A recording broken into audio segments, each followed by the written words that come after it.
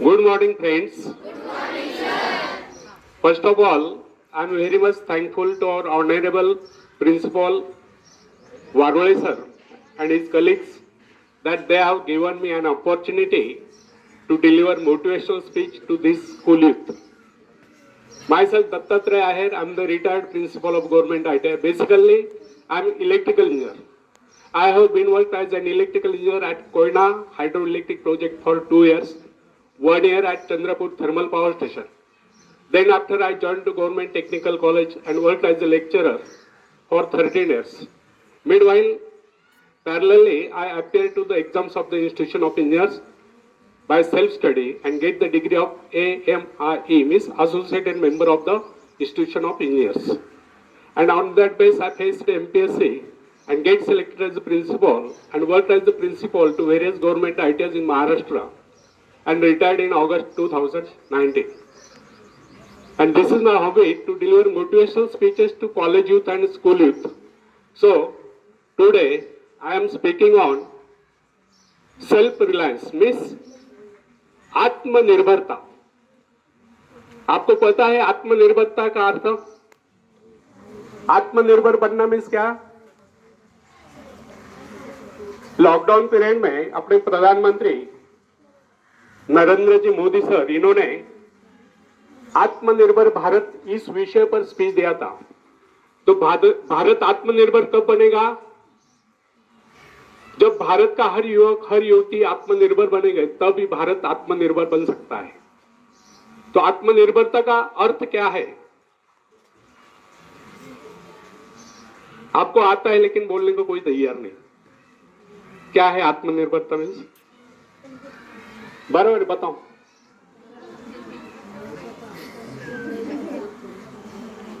इस पे उस पे निर्भर न रहकर स्वयं निर्भर बनना, इसे ही आत्मनिर्भरता कहते हैं. समझेगा? और इसी विषय पर मैं बोलने वाला हूं. तो फ्रेंड्स, आत्मनिर्भर बनने की क्षमता वास्तव में हर व्यक्ति में होती है, परंतु बहुत कम लोग ऐसे होते हैं जिन्हें अपने ऊपर विश्वास हो. दूसरों का सहारा ढूंढना तो उनकी आदत सी बन जाती है. यह बात हमें कभी नहीं भूलनी चाहिए. दूसरों के सहारे चलना तो बड़ा आसान है, किंतु इससे हमारी रही सही शक्ति क्षीण हो जाती है. मस्तिष्क और योग्यता, इनका जितना उपयोग किया जाएगा ये उतने बढ़ेंगे, इनका उतना ही विकास होगा. ये एक विडंबना है कि अपने आप कुछ करने की बात तो जैसे इन लोगों के मन में आती नहीं. कुछ लोग अपने आप एक ही काम करते रहते हैं, और वह है अपने बदनसीबियों का रोना रोना या दूसरों के आश्रय कर उनके गुणगान करना. ऐसे लोग जिन्हें सदा दूसरों के ही बल पर विश्वास होता है, वे केवल पिछलकू की संज्ञा पाकर निंदा के पात्र बने रहते हैं. ऐसे लोग अपनी आंतरिक शक्तियों का भी लाभ नहीं उठा पाते. फ्रेंड्स, यह न समझना आप यदि जन्मजात नेता नहीं है तो ऐसे ही रहोगे. जन्मजात कौन क्या होता है?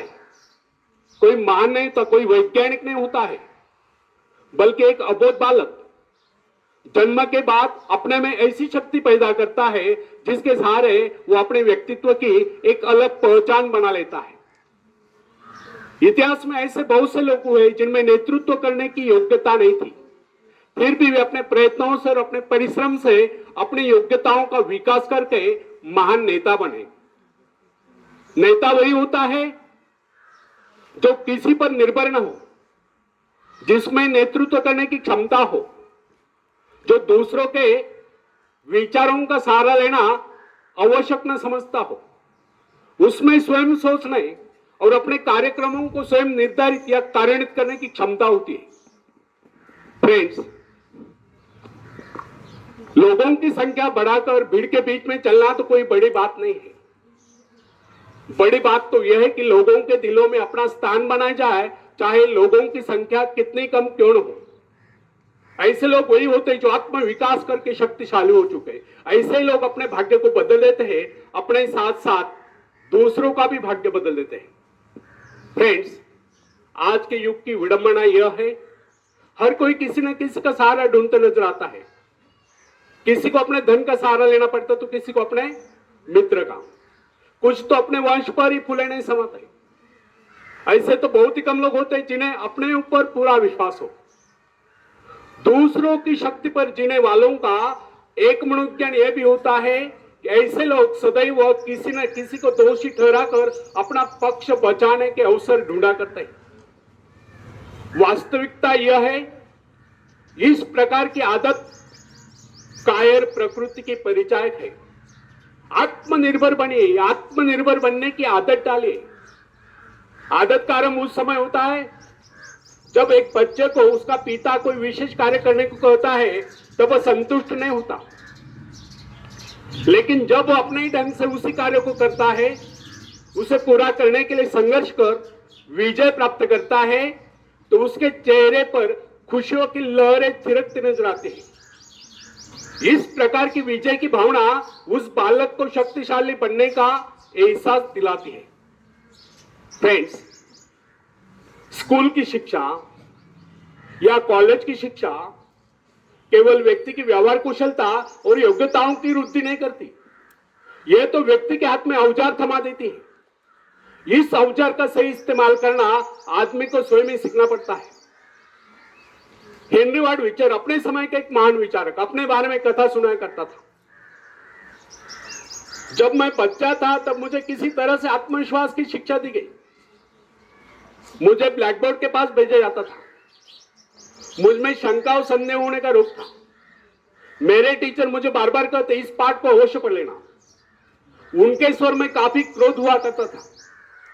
उनका यही कहना था कि हमें केवल प्रश्नों के उत्तर चाहिए। यद्यपि उन शिक्षकों का यह व्यवहार कठोर ही प्रतीत होता था, किंतु इतने सारे बच्चों को सीधी राह पर लाने के लिए उनका यह व्यवहार उचित ही था। और इस व्यवहार का नतीजा था कि 1 मास से भी कम समय में, विदिन ए मंथ, मैं उन सभी सवालों के जवाब निकलने लगा जो मुझे सबसे कठिन लगता था। एक दिन मुझे ब्लैक बोर्ड पर एक सवाल हल करने को कहा गया। जैसे मैंने सवाल कॉल किया, टीचर बड़े कठोर अंदाज में बोले, बिल्कुल गलत।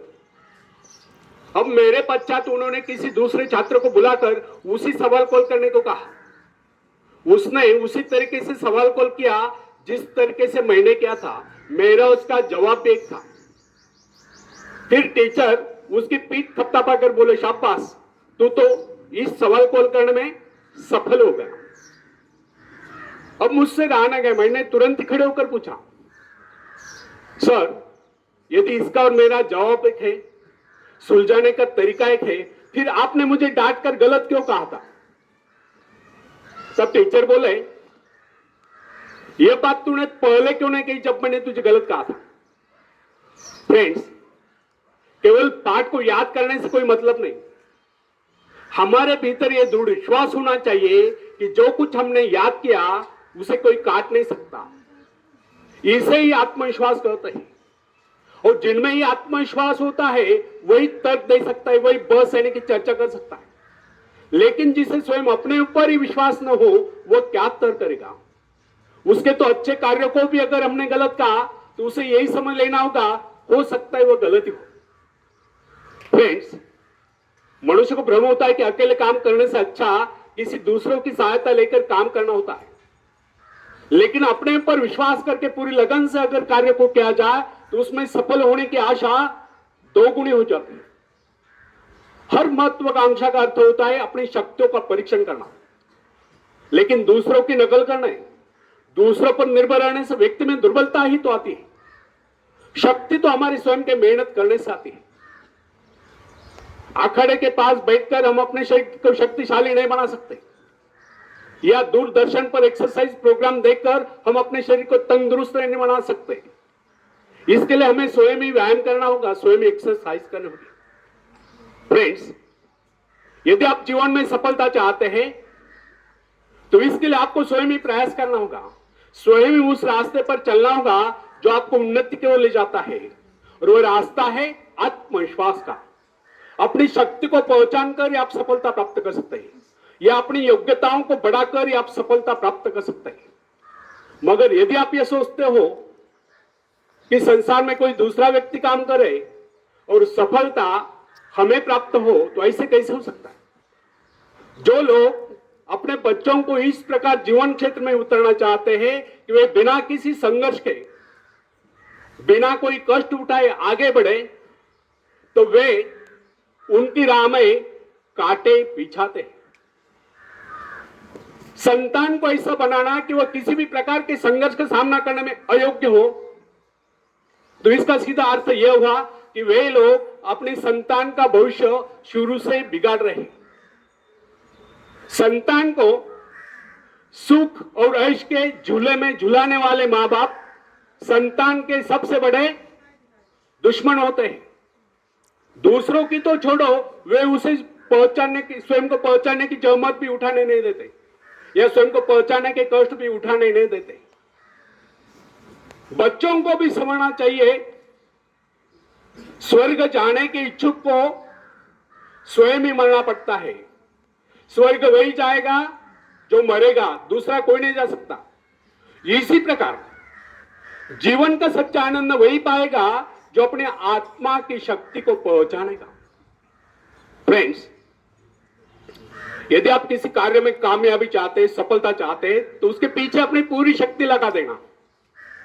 नवयुवकों का या नवयुवतियों का स्वभाव होता है सहना, सीखना, अनुसरण करना। लेकिन अगर उनके अभिभावकों द्वारा या मां बाप के द्वारा बचपन से ही सारे इशारा देकर उन्हें जीवन संघर्ष के लिए हतोत्साहित किया गया हो, निराश किया गया हो, तो इसका परिणाम यह निकलता है कि वे अकेले चलना भूल जाते हैं। उनकी हालत बैसाख के ऊपर चलने वाली हो जाती है।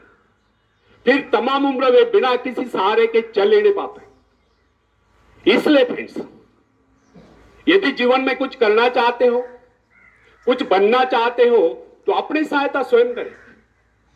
किसी की सिफारिश या प्रभाव से आगे बढ़ने के प्रयत्न आपके भविष्य को नष्ट कर देंगे। स्वयं को इस योग्य बनाओ कि आपको किसी दूसरों से सहायता की आवश्यकता ही न हो। अपने भीतर अर्थात साहस और विश्वास जगाइए। आनंद तो उसी उन्नति में आता है जो स्वयं के द्वारा प्राप्त हो। दूसरों के भरोसे, उनकी सहायता से आगे बढ़कर अपने को अपंग बनाने का क्या उपाय हो सकता है? इससे तो मनुष्य की अपनी सारी शक्तियां दम तोड़ देती है, अपनी बुद्धि कुंद हो जाती है। जो दूसरों की सहायता का मोहताज बना रहता है, जो अपना हाथ तक नहीं ला सकता, वो क्या कर सकता है? वो जीवन भर दूसरों का मोहताज बना रहेगा। ना उनमें आत्मविश्वास आता है, ना वे स्वयं के भरोसे आगे बढ़ पाते हैं। उनका तो भविष्य ही अंधकार में होता है।